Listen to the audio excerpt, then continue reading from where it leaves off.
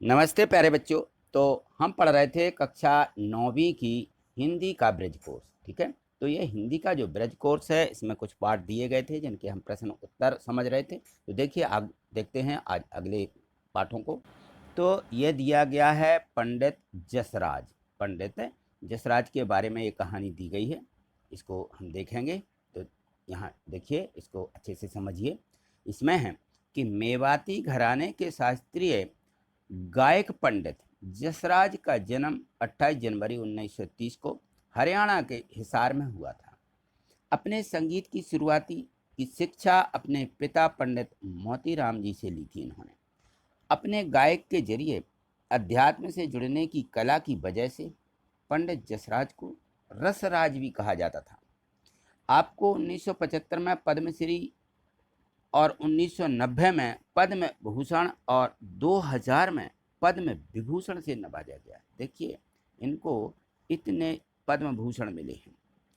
उनने उनसे बातचीत के कुछ अंश पंडित जी अपने बचपन के बारे में बताएं। तो उन्होंने बताया कि अपने माँ, पिताजी और अन्य परिवार वालों के विषय में भी उन्होंने पूछा है कि बताएं। तो यहाँ से देखिए, आपके पिताजी का निधन जल्दी हो गया था, क्या कुछ याद आता है उनके बारे में?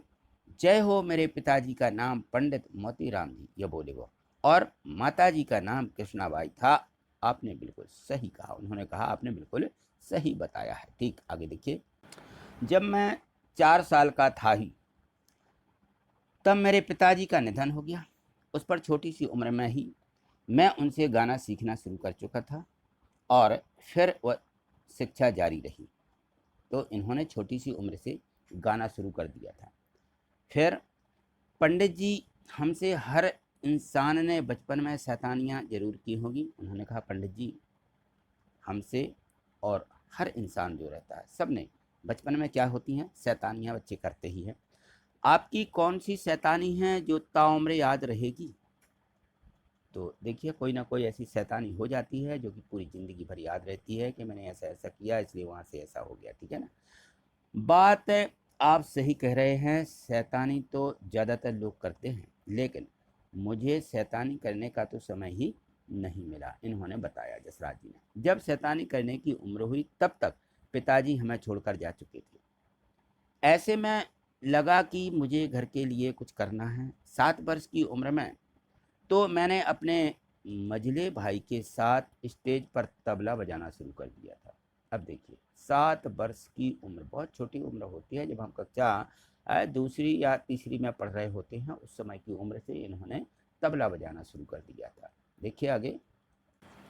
और बताया कि पंडित प्रताप नारायण जी ने मुझे तबला बजाना सिखा दिया था। जिस उम्र में बच्चे शैतानी करते हैं, उस उम्र में मैं अपने घर के कामकाज में लग गया था, उस छोटी सी उम्र में। अब देखो, इन्होंने अपनी शिक्षा के बारे में बताएं तो उन्होंने बताया मेरी एक ही शिक्षा है, संगीत की। जैसा मैंने कहा, मैं घर के कामकाज में जुट गया था। मेरी पढ़ाई लिखाई वहीं खत्म हो गई थी और वो उसके आगे नहीं पढ़ पाए। फिर आपकी संगीत शिक्षा की शुरुआत कैसे हुई, उन्होंने पूछा। तो उन्होंने बताया मैंने बचपन में ही पिताजी से सीखना शुरू कर दिया था।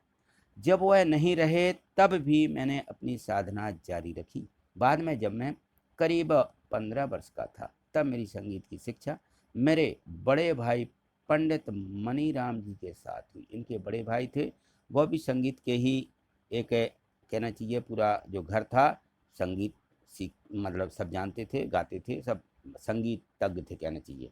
ठीक है, आगे देखिए। तो इन्होंने पूछा कि आपको स्टेज पर पहला कार्यक्रम कब और कैसे मिला? तो इन्होंने बताया कि मेरे जो गाने हैं, मेरे गाने का पहला कार्यक्रम 1952 में काठमांडू नेपाल में हुआ। दरअसल रेडियो पर मैं गाया करता था। मेरा गाना सुनकर के वहाँ से बुलावा आया। वहाँ के राजा तेरे भवन विक्रम थे। मेरा पहला कार्यक्रम उनके सामने हुआ था। मुझे याद है कि उन्होंने मुझे 5000 मोहर का इनाम दिया था। कितनी? 5000 मोहरें मिली थी। बहुत ज़्यादा हो जाती हैं ये। आपको तो तमाम सम्मान मिले और उसके साथ श्रोताओं को जो प्यार मिला उसे मैं कैसे याद करती। जो सम्मान मिले हैं उन्हें सम्मान से याद करता हूँ और जो श्रोताओं का प्यार मिला है उसको भी बहुत सम्मान से याद करता हूँ।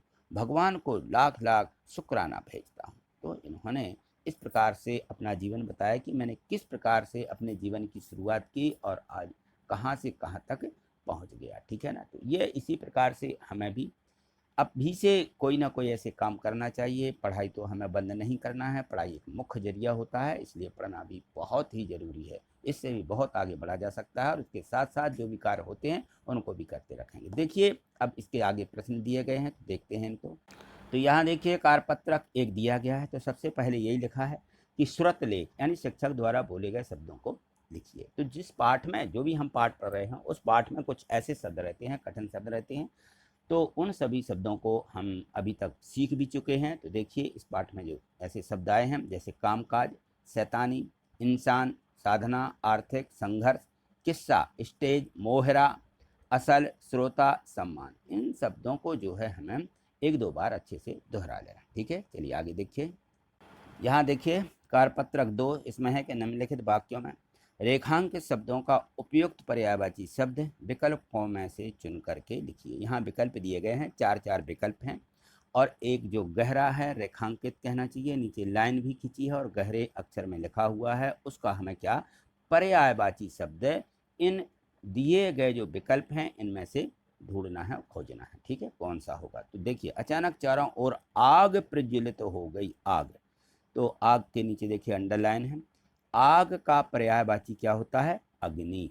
ठीक है ना। तो ये अग्नि में हमें निशान भी बना देना और अलग से चुन करके उत्तर के रूप में पूछा जाए तो उत्तर के रूप में भी आप लिख लीजिए। ठीक है। उसके नेत्र में छोटा सा तिनका चला गया। नेत्र, नेत्र यानी नयन। यहाँ देखिए उसका मन आनंद से भर गया। यहाँ आनंद का हमें पर्यायवाची उल्लास। हमें ईश्वर का धन्यवाद करना चाहिए। ईश्वर, ईश्वर यानी परमात्मा। ठीक है।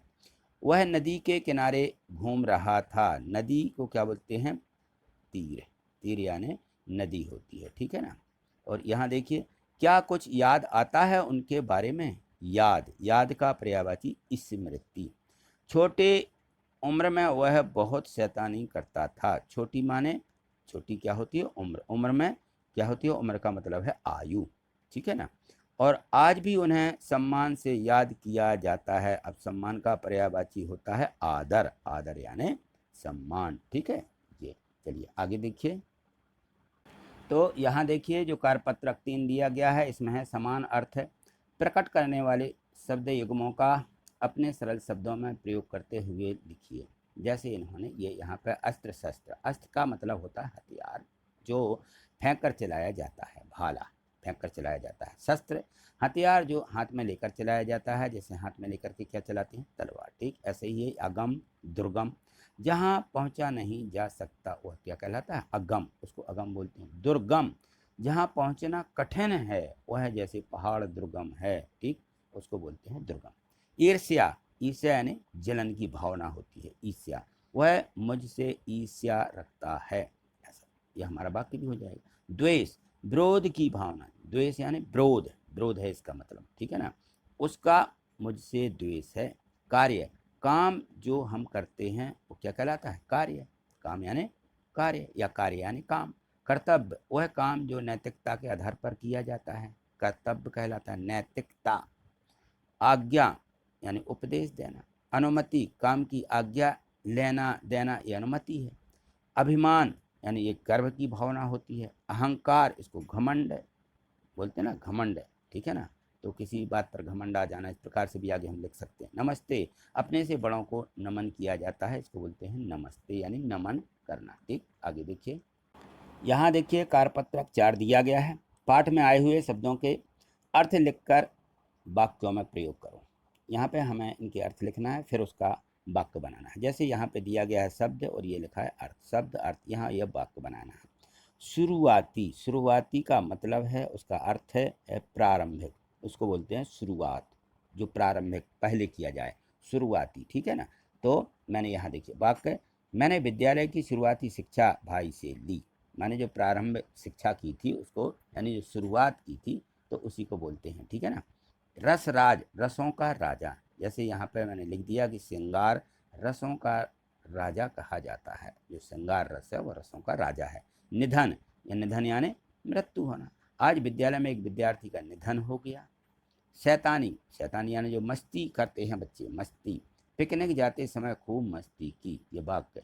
ताउम्र, ताउम्र यानी पूरी उम्र। मैंने दादा ताउम्र ईमानदारी का पाठ पढ़ाते रहे। मेरे दादा क्या करते रहे? पूरी उम्र ईमानदारी का पाठ पढ़ाते रहे। ठीक, चलिए आगे देखिए।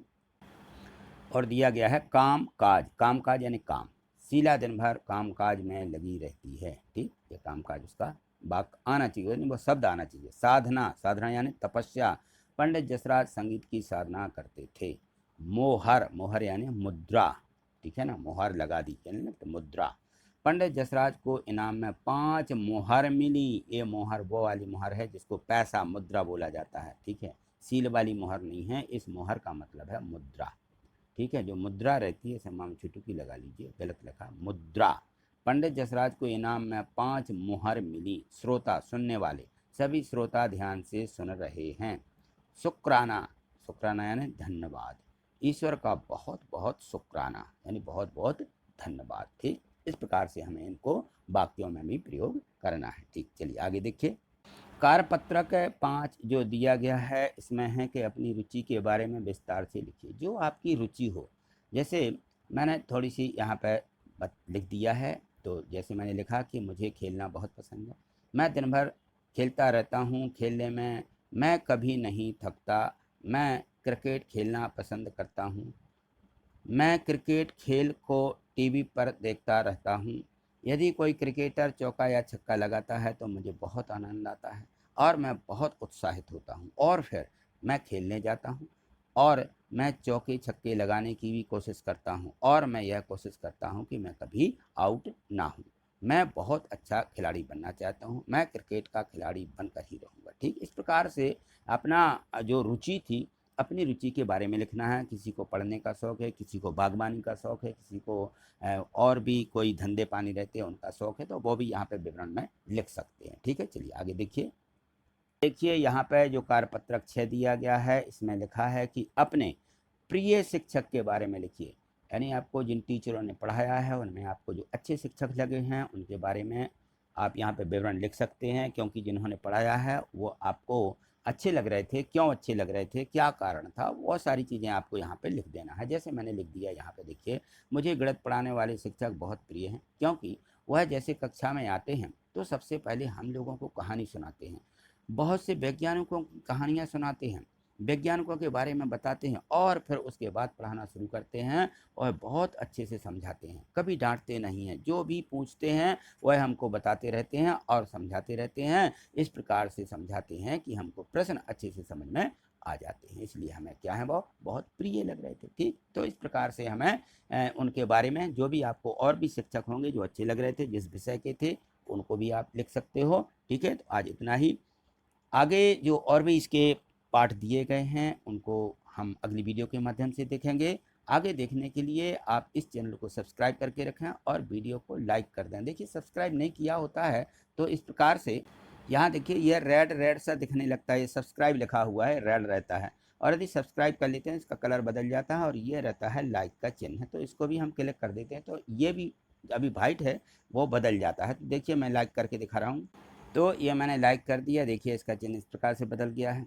और चैनल को सब्सक्राइब किया तो ये देखिए इस प्रकार से यदि दिख रहा है तो आपने चैनल को सब्सक्राइब कर लिया, दोबारा कुछ नहीं करना है। बस ये बेल आइकन नोटिफिकेशन की घंटी भी वहाँ दिखने लगती है, इसको क्लिक करके रखते हैं तो हमें नोटिफिकेशन वीडियो के मिलते रहते हैं। ठीक है, तो इतना हमें बस करना है। ठीक, थैंक यू, धन्यवाद।